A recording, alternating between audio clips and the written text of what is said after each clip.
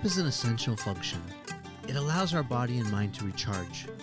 Good sleep also helps keep our immune system strong so we can fight off infection and disease to stay healthier.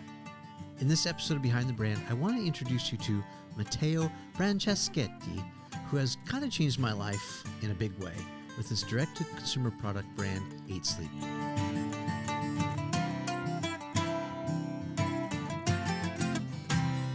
If you've watched my last few videos, you know that I'm on a new health journey of sorts. And that's because for the past few years, I've really struggled with bad headaches and now mild sleep apnea. Quick disclaimer, I am not a doctor, obviously, or a medical expert, but I do want to share my personal experience in the hopes that it helps maybe just a few of you. I went to see my doctor about the headaches. Actually, several doctors. I saw a neurologist who gave me an MRI and checked my brain, a cardiologist for my carotid arteries and heart, a dentist for my teeth, optometrist for my eyes, nutritionist to check to see if I have any food allergies, an endocrinologist who checked my blood levels and other hormones, and finally a pulmonary doctor for sleep apnea.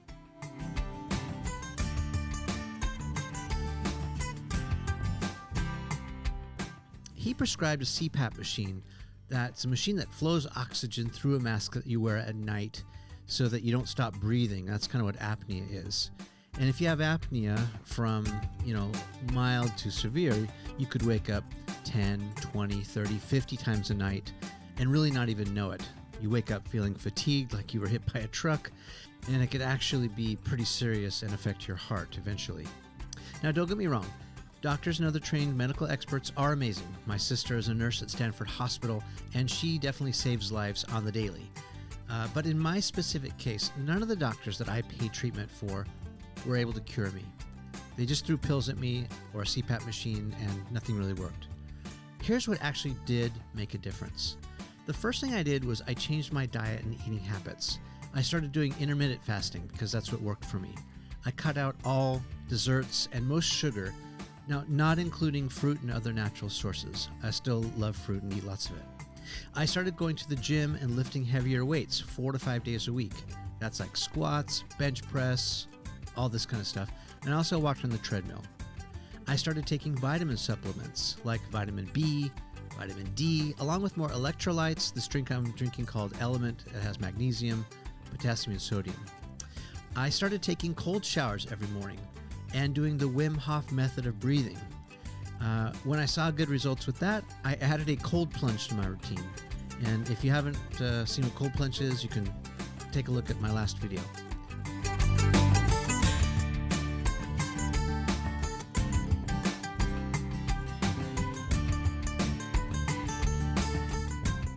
And I found this amazing bed made by Matteo's company at 8 Sleep.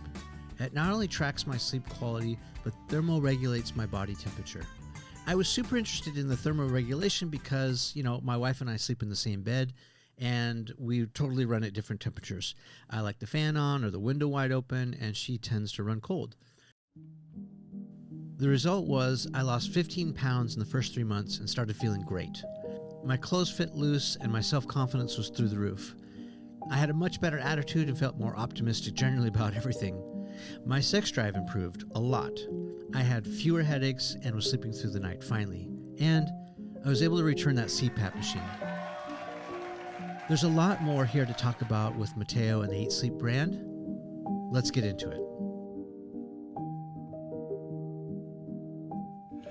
Hi, hello. This is Matteo. I'm the CEO and co-founder of 8 Sleep, and you are watching Behind the Brand with Bryan Elliott. Hey everyone, I'm Bryan Elliott. Welcome to another edition of Behind the Brand. Matteo, welcome to the show. Thank you for having me. I usually ask my guests, how did you get this job? I started the company, so everything started because I had an idea.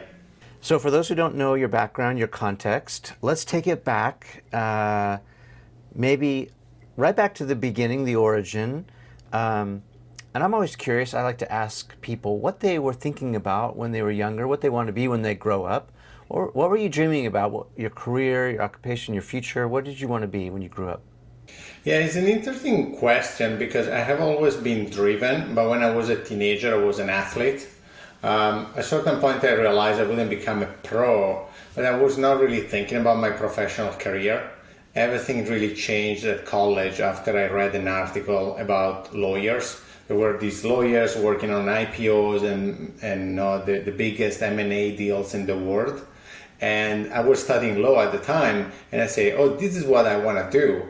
And so that really changed my mind, because to become one of those lawyers, you need to graduate with honor. You need to speak English. At the time, I was not speaking English. And so I said, okay, I need to nail these two things to then be able to become one of them. And that is how it started. So where did you grow up, and what sport were you thinking about, or what sport were you playing? Yeah, I grew up in Italy in a small town in the northeastern part. I started with ski. I was a ski racer. Then I really focused on tennis, so I was a tennis player for quite a long time. And then in my early 20s, I started racing with cars, and so I raced Italian and European championship. Awesome. Who are you looking up to as a tennis player? Like, who are you watching and you want to be like? Yeah, there were a couple of Italian players at the time, Andrea Gaudenzi, or there was Master, and so I was before the new wave of the Federer and the Nadal, but I admired those a lot as well. Mm-hmm. And how about your parents? What did they do for work? My dad was a lawyer. My sister is a lawyer, so she's still running the law firm of my dad. And my mom was a high school teacher, and then she became a college teacher. She teaches, or used to teach, history and Latin, which is pretty fun. Yeah. And did they try and steer you in any particular direction? Like, did they say, you should go be a doctor or an accountant or a plumber, or, did they push you in any particular way? Yeah, I think there was this. It was given almost for granted I would become a lawyer, and I would probably work at the law firm of my dad. This is a small law firm in my hometown. And yeah, that was what it was expected, right? You will have a good job, so now you will be able to pay your bills and live a good life. Yeah, just follow your dad and take that path. Yeah. Safe, maybe less risk. And what did he say about you being an aspiring athlete? Did he just think that it was a hobby, and then you'd eventually, come over to his side? Yeah, I mean, my dad was really into sport because he has been a skier too. He was admitted to the national ski team as a junior skier, and then he won 2 times the Italian championship as a race car driver. He was a gentleman driver, so he achieved that while he was a lawyer. But now he has always been in sport, and we were sharing this passion together. But the passion was probably always like a hobby, just played at a good level. And then in the meanwhile, you have a job that again is good enough to pay your bills and let you live your life.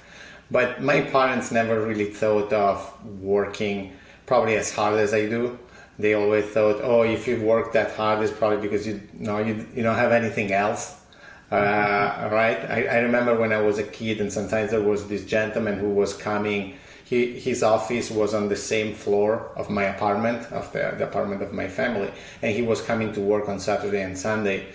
And I remember that now, from my parents' perspective, it was weird that why he's coming here all the time, why he doesn't have anything else to do better than that. And now today I work really hard like that guy. So why did you stop playing tennis and start driving? Did something happen in between? I always wanted to honestly be a race car driver. My parents, for a reason that is still not super clear to me outside money, always pushed back. I don't understand, because my dad loves races, but they always push back. There is actually a nice story there, if you will want to know about how I got into racing. But that is what I wanted. Then in the meanwhile, I played tennis. At a certain point, I got 2 surgeries for my knee. It was also a time where playing that often while you're a teenager, 17, 18 years old, was becoming really heavy. And so I got tired of that. My knee kept hurting, and so I stopped around 18 years old. Yeah. So tell me the story about how you got into racing. So this is the funny story. So again, I wanted to race with go-karts, right? That is how you start. And my parents didn't want to buy me one. And so I was going to school, and every day they were giving me a small amount of money to buy some food while I was at school. And so I started saving all this money, and I didn't eat. And after 3 or 4 months, I went back to them. It was right before Christmas, and I say, look, I found this go-kart, and I saved this money, like $300, whatever. It was a ridiculous small amount of money, but for me it was huge because it was saving every single penny. And so that is when I really convinced them, because they say, oh wow, I mean, if you were able to put together this amount of money, you did all these sacrifices, and now you also found what you want to buy. And so then for Christmas I got my first go-kart. That's awesome. Well, so forgive the stereotype of the typical Italian home or typical Italian mother.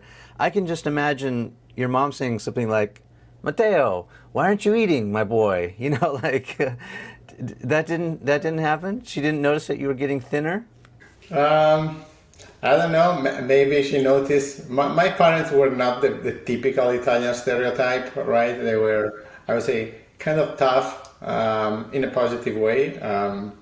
But I think they appreciate it, right? At the end of the day, in my family, nothing was given for granted. So they didn't buy me stuff just because I wanted. And so in particular with my dad, it was really important to prove that I would be able to grind to get what I wanted. And then if he could afford it, he would help me in the last step. Yeah. I'm guessing maybe their apprehension to you becoming a racer maybe had a little bit something to do with safety, yeah? Yeah, but my dad was a ski racer, and so that is pretty dangerous. Then he raced with cars. I don't know. I still think it was mainly money. It's really expensive to become, a car racing driver. And there were these other sports where I was doing well, and I could do them in my own city, things like that. Yeah. So that's interesting because it seems like, I'm using some pop psychology here, but I'm reading into your personality, and it seems like once you focus on the goal, you'll stop at nothing to achieve it. That's those small little signals seem to appear very early in your life, and it seems to be a pattern that continued throughout.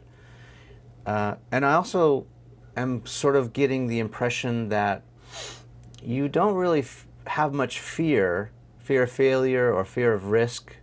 Talk about that for a second, because becoming an entrepreneur from the outside looking in, by other people, can be kind of scary at times. There's a lot of the unknown. It's high risk, maybe high reward, but also a lot of people fail. So did you learn some of these kind of emotional skills in your training to become a driver, and then did that translate into starting your own business? Talk about that. Yeah, I think sport taught me a lot, and I agree with your assessment. Once I have a clear goal in my mind, I know I will figure it out. If you were asking my wife, probably a trait about me is I never give up, right? As long as I want something, I'm gonna make it happen. You don't know how. I will be creative to the extreme, but I will get it done. And I think I remember when I was like 12 years old that my tennis coach went to my dad and he told him that I was mentally really strong. That was one of my strengths, probably more than talent. And still today I remember that thing, and I still believe that it's, I don't know if I convinced myself or it's true, but I believe that. And so that is giving me a lot of confidence. Sport, I always tell, when I do hiring, I always tell people that working in a startup is like the closest thing to sport. And probably that is why I love it. Because you have ups and downs, you don't know what is coming, right? Like it's an injury when you're playing tennis. Here something bad can happen, you start losing revenue, or there are problems, or you're running out of money, or you lose a person who was critical for the company. But then you have to come back. And it's the same thing in sport. You will never keep winning. It will never be a linear growth. And so that is what I learned at the time. Yeah, resilience is probably one of the most important traits, and that's very relatable because I feel like I've been through that as well. When I did my startup, I got, knocked down many times, but it's all about getting up, right? It's, after you get hit, then what do you do? Do you stay down and you're out, or do you get back up and keep fighting? That's awesome. Has there ever been a time outside of a experience of being injured, for example, that you had to quit something or pivot? And the reason I ask that is because I think a lot of people struggle with this idea. My audience, they're entrepreneurs. Some of them are freelancers. Some of them are working for big companies. But also, they don't know how long to give this great idea before they pivot or quit. I can remember, for example, I've stayed at companies just a little too long. I wish I had quit, maybe 2 years prior. I probably stayed just a little bit too long, So can you talk about that at all? When to know when to quit or give up or pivot? What are the signals? How do you know? I think you need to look at as many data points as possible, right? I wouldn't care too much about the feedback of people, because there is the famous quote from Henry Ford: if you ask the people what they want, they will tell you they want a horse that runs faster, right? So if you have a vision, you need to stick with your vision. Then you need to talk to customers, you need to see data like from engagement to sales and everything else. But at the same time, you need to keep in mind that you will keep iterating forever. And so as long as you build the right team, and as long as you are on a large market, just keep going and iterating until when you crack it. I think that is what we did at A Sleep and in my previous companies.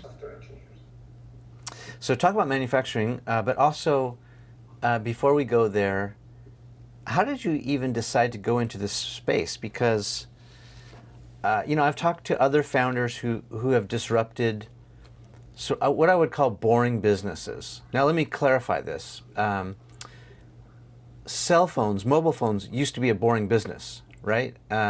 When BlackBerry was doing it, or the Palm Pilot, it was still kind of a boring business until 2007, and Steve Jobs and Apple launches the iPhone, and suddenly mobile phones were not boring anymore. I can think of multiple industries that have been disrupted, from socks, a company like Stance, who makes sort of custom designed high-end cool socks.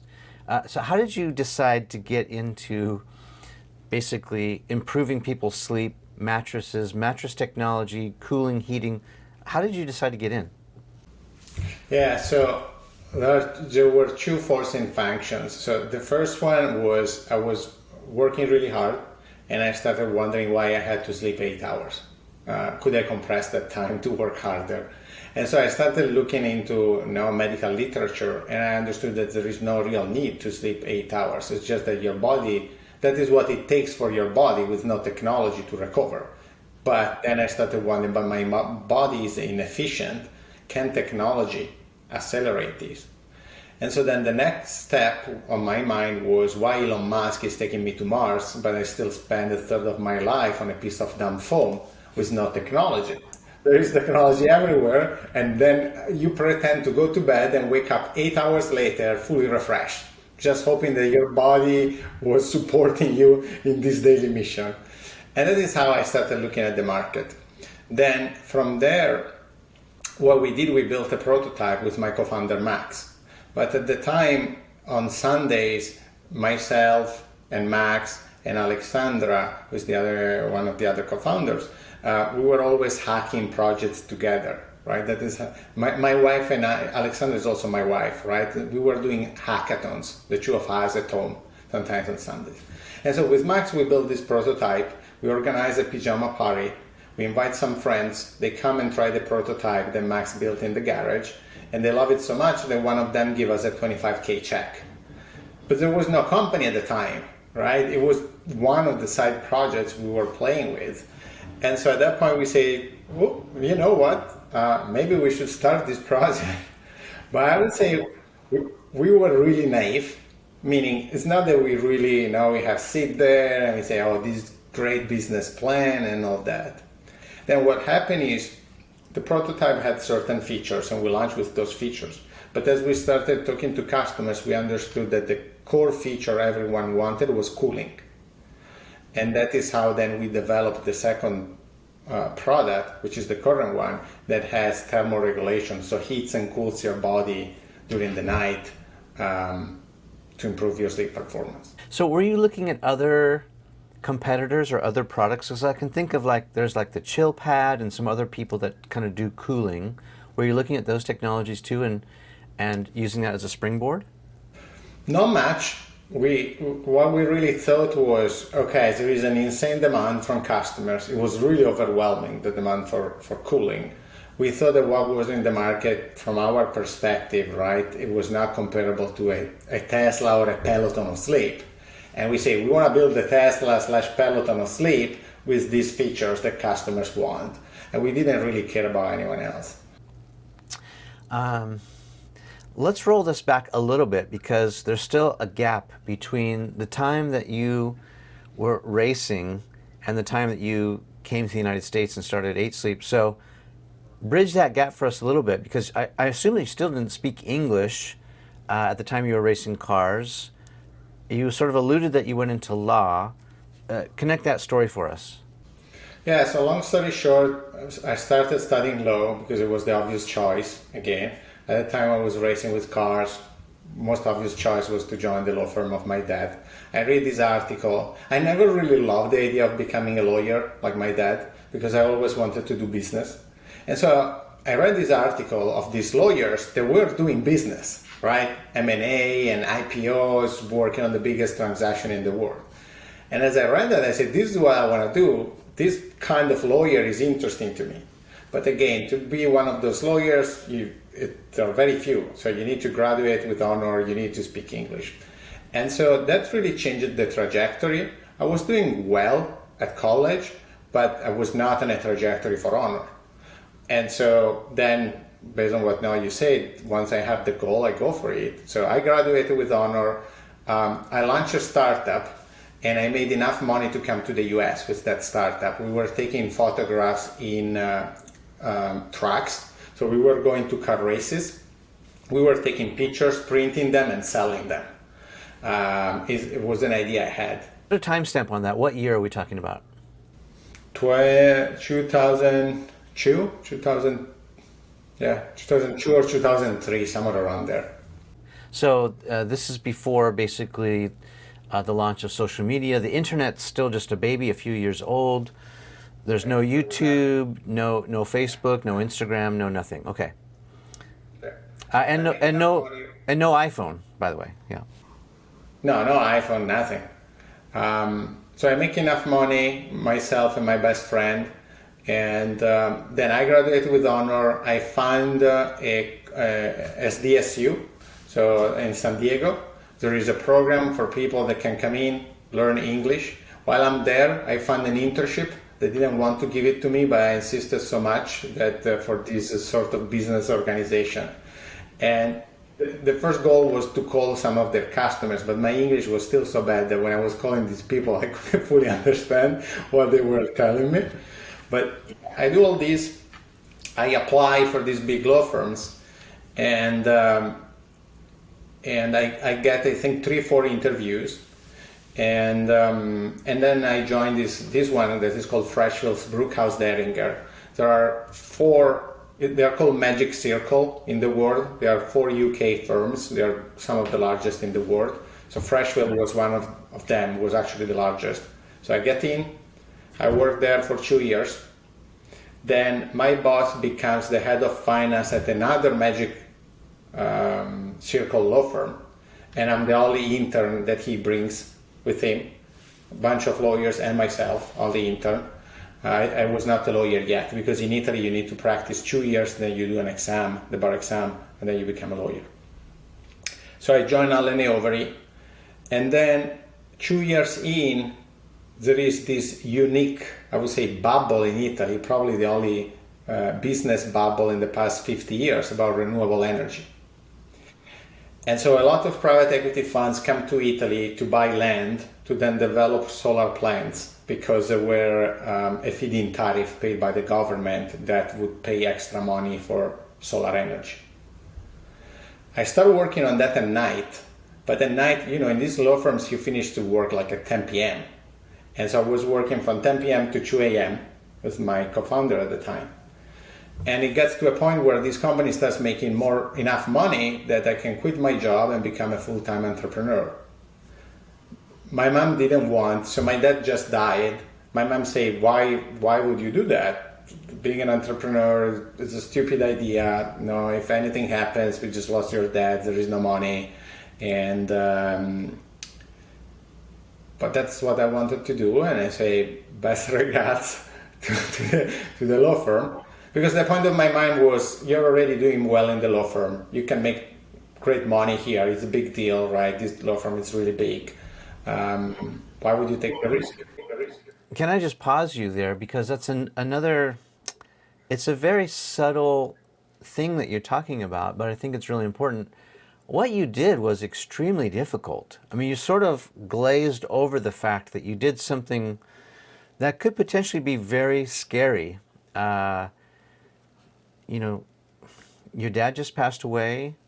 Your mom was obviously feeling vulnerable in that moment, and that was a difficult thing. But also, you know, it doesn't sound like you hesitated. You know, it sounds like you were focused, and you didn't let the fear sink in, the fear of the unknown or the what ifs. You just kind of blew right through it, you know. And I think it takes an incredible amount of courage or stupidity. I don't know.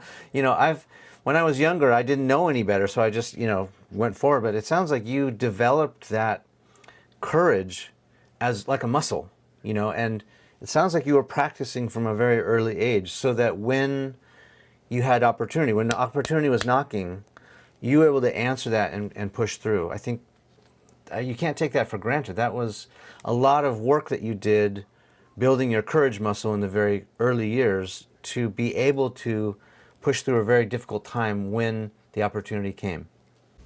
Yeah, thank you for that. The framework I used at the time, so I think if I remember correctly, I had enough money for like 4 months in my personal bank account, and then the company had some money already, so I should be able to have a salary for like 6 months. And so my plan was that if things started failing, I could still try to go back to my boss and see if he could hire me. Which, by the way, sometimes, I think 2-3 times in the past 10-15 years, I had that dream that I had to go back to work at the law firm. Yeah, it was a nightmare. It's like, no, I don't want to go back. So that's interesting too. So almost like you're using the fear of having to go back to what you don't like as motivation to push you to do what you do want to do. Yeah, I think there is Paul Graham who says that fear is one of the main drivers for entrepreneurs. They just don't want to fail in front of everyone. And even more than they're now working so hard to succeed, is working so hard because of the fear to fail. So maybe there was that component. Yeah, very interesting. Okay, so you made it to the prestigious law firm. I also want to point out another kind of subtle lesson, and that is this idea of proximity. You put yourself in a position to succeed, even though you were an intern, maybe you're getting the coffees or whatever you're doing, taking out the trash, who knows, a low position, but you were hanging around the right people. You were in the same proximity or area of someone who could then take you with them. And that's exactly what happened. Your boss left to another prestigious firm. You were the only intern that went with, but the only way you got that opportunity was to be humble enough and maybe smart enough, have the insight to put yourself in the right place with the right people. And the reason I point that out is because, I don't know if it's age specific, but maybe, we'll just overgeneralize a little bit with younger people. Sometimes, and I remember this when I was young too, you get impatient and you start a new job, and then in a few months you want to be vice president. And you can't be vice president, in just a few months when you're young. You have to learn, you have to pay your dues, you have to, of course, if you're smart enough, you can join a firm and advance very quickly. But the patience, and the insight, the foresight to see who you want to align with for future opportunities, I think is very important. Yeah, it's key. I mean, they always say, you're the average of the 5 people you spend the most time with.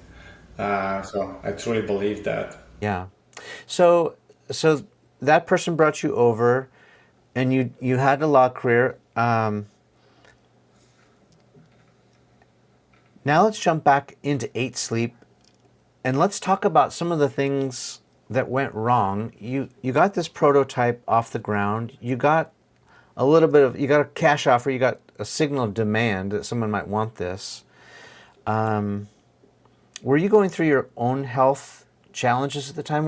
What motivated you to want to be healthy, aside from being an athlete all your life? I really think it was being an athlete all my life. To me, is all about 2 things. One, I think the foundation is being an athlete, but the other one is I'm obsessed with performance.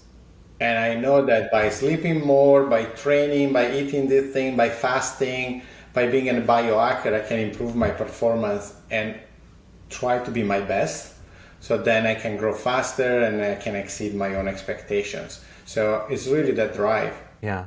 So talk about more of the science and the technology. What did you learn in the process of developing your final product? So what we learn are that temperature is the big elephant in the room in terms of sleep performance, right? So through temperature, you can fall asleep 20% faster, you can wake up 40% less, toss and turn 40% less, get 20% more deep sleep. The other thing we learn is a fixed flat temperature during the whole night doesn't work because your body temperature changes. And so you need a device that is able to capture your biometrics and in real time adjust the temperature based on those. That is what we developed. What is the optimal temperature then? Or does it depend on the individual? It depends on the individual, but it's also different multiple times during the night. It's not going to be one, it's going to be multiple different temperature settings. Gotcha.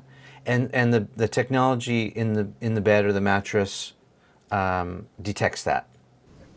Yeah, so we can track your heart rate, your respiration, your sleep stages, and also then we adjust the temperature. Then the vision of the company is 2 things. We want to compress your sleep and save your life. Compress your sleep means how can we optimize your sleep so you can sleep only 6 hours and get more rest than when you were sleeping 8 hours. Saving your life means we are going to track everything about your body while you're asleep. In the future, we will scan your body while you're asleep to detect early signs of cancer. Yeah. It sounds like a very technical, amazing product. Did you have any obstacles in the beginning with development and manufacturing? Did you have any problems or fires you needed to put out in the beginning? What went wrong in order to get it right? How much time do we have? Frame this in the context of, other people are doing what you're doing, just in other industries, right? So what lessons can you teach them? What did you learn by some of the mistakes? What went wrong? A lot of things went wrong. We had no experience at all in hardware. So here I have another funny story for you. So we completed Y Combinator. We are trying to really start manufacturing and the development in China. But things are not really going as we wanted, right? So I go to my wife and I'm saying, I'm going to China. And she says, when? And I say, tomorrow. And she says, oh, wow. And when do you come back? And I say, once I have fixed it. Bottom line, I went to China for a couple of months where we identify all the partners for manufacturing. We found people that could really help us to build this device because we sold 8,000 units in pre-orders. So we had to deliver it, right? And 8,000 units is a lot. So that part was not going well. Then we fixed it, and it was a fun story. Then hiring, obviously I had no experience for hiring hardware engineers or hiring certain type of software engineers. So I think a lot of things were delayed. Pause for a second. Okay, so you're an Italian native who came, went to London, learned English, then came to the United States. How did you get into Y Combinator? Was that difficult? Yeah, we got rejected twice. We just got it admitted the third time. So I think we became a use case now. Sometimes they still pitch us, the partner, to say never give up, keep applying, because even if we know we don't take you the first time or the second time, you could be admitted the third. Did you want to give up? I mean, tell us that story. So the story is we apply the first time, we put a lot of effort, we don't get in. We apply a second time with a lot of effort. You brought the product, you showed them the proof, the science, and they said no? Why? No, wait. Usually you do an application form. The first time they don't even answer us. They don't answer you if you don't move forward. Then the second time we do the application form, no answer. Then what happens is the third time there is a new partner for hardware at YC, and we met him, and he says, "Oh, you should apply." And I say, "No, I don't want to apply again. It takes a lot of time, and we already got rejected twice." And he says, "No, you have to apply." So I go back, and with my co-founders, we debate if we should apply or not. And what we decided is we will make the application, but within an hour. We're not going to spend more than an hour. We apply, and they invite us for a in-person presentation. Then what we do, then the problem is our product is big, right? It's a mattress. And so usually you want to show the product at YC to get in. So we rent a truck and we buy all the pieces of a bedroom, okay? We go there and we create a bedroom in the hallway of Y Combinator with the mattress and the nightstand and the lights going on and off and all that thing, which was extremely embarrassing. Yeah, because there were all the other YC founders that were there with their computer because they are doing a software product, and there was us with the mattress in the middle of the hallway. And I think we got admitted just because we had the courage of building a bedroom in the hallway. You know, so many lessons there, right? About rejection. Sometimes it's a no for now. Sometimes you have to make adjustments. Could be your pitch, could be the time, could just be someone's having a bad day at Y Combinator. Who knows, right? I think there's a lot of lessons about rejection and resilience, and maybe not taking no for an answer when you know that your product is great. Okay, so you get Y Combinator. Then I want to go back to China. So you're an Italian native who learns English well enough to, do well at a major firm. And then, do you have to learn Chinese? I mean, what did you do when you were in China? No, not Chinese, but I could speak English. But it was interesting to rent an apartment in China, to rent an office in China. Google doesn't work. And Skype, at the time, I think I was using Skype, was not working. Yeah. I mean, but again, no fear. No hesitation. You bought a one-way ticket to China, and did you even have a place to stay, or you just go and figure it out? No, I started in an hotel, and then we figured it out, and then we found an apartment, and then we found an office, and then we found the people. Yeah, I mean, fearless, like, truly. Naive, somewhere in between naive and fearless. I love it. So let's focus now a little bit on health, because I'm at a certain age where I'm really focused on my health, and it's becoming more and more important. I lost my dad in 2019. He passed away way too soon. He was 69 years old, and it was really hard for me. I felt like he had so many more years to go, and then when I lost him, I really started reflecting on my own health and wanting to be here longer for my family. And so I've been really trying hard to, eat better and focus more on my fitness. And we were talking off camera that sleep has been something I've been trying to hack myself and figure out.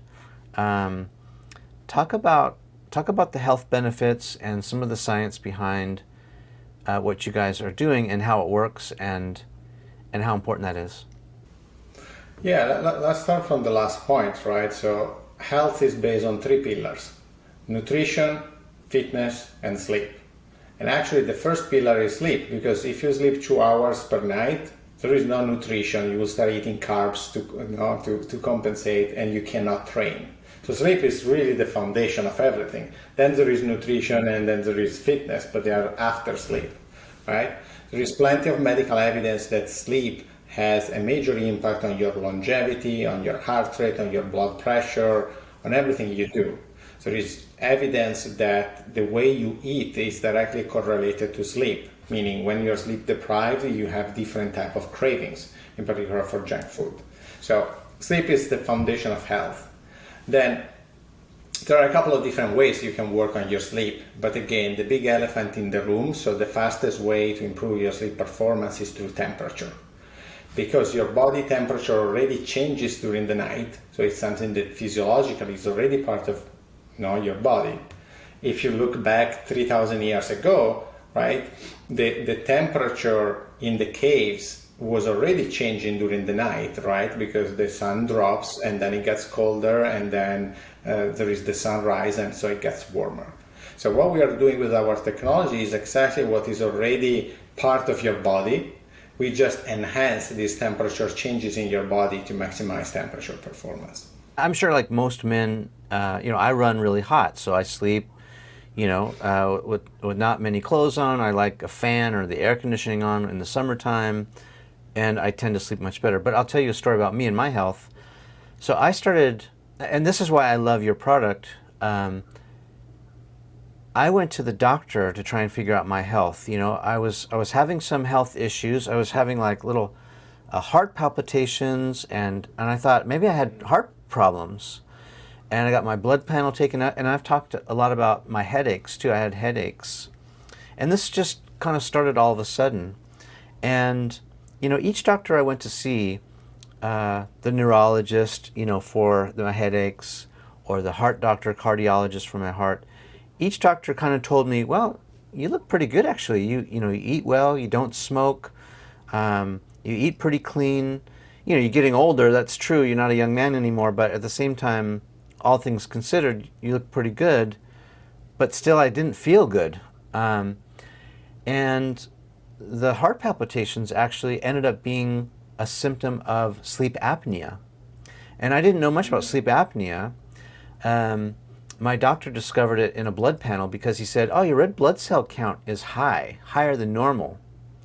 And when I told him about my headaches and the red blood cell count, he said, I think you have apnea. And so when he said that, actually it triggered the idea that, yeah, once in a while I kind of wake up like, feeling like I wasn't getting enough sleep. So anyway, long story short, I went to the doctor who works on the apnea, and right away, what do you think he did? He just gives me a face mask to put on, and it's like wearing a starfish on your face. If you've ever worn that mask, it's terrible. It turns out I did a sleep study and I have mild apnea, but I could not get used to the face mask. And a part of it was pride because, I didn't want to sleep with my wife with a mask on my face. I'm a romantic, right? And my wife and I have a great relationship, and I thought the mask was very inhibiting, and I didn't want to wear it. And so I started trying to hack my own health. I returned the mask. I refused to wear it. I started doing more research on how to hack my health and how to hack my sleep. And that's how I kind of found you guys. It's because in combination with the Wim Hof method of breathing and cold plunging, cold showers, I ended up losing maybe about 10, 15 pounds. And I think my headaches were also due to some dehydration, but also due to fatigue. So I was waking up multiple times during the night. Anyway, I think it's terrific that you're trying to address what happens before, right? Like treat the real problem, not just diagnose after the fact. Like my doctor just gave me this mask that I'd have to wear for the rest of my life. You guys are trying to get there before the problem happens, addressing the cold issue, helping hack sleep. And I just find that like revolutionary, like that's that's what I was looking for personally, to have better health. Yeah, I mean, preventative health is the key, right? That is how you will see healthcare completely changing in the next 3 to 5 years. Startup like us are disrupting the space.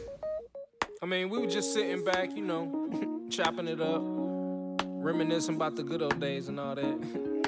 You know, tracking my roots, where I came from and where I'm going.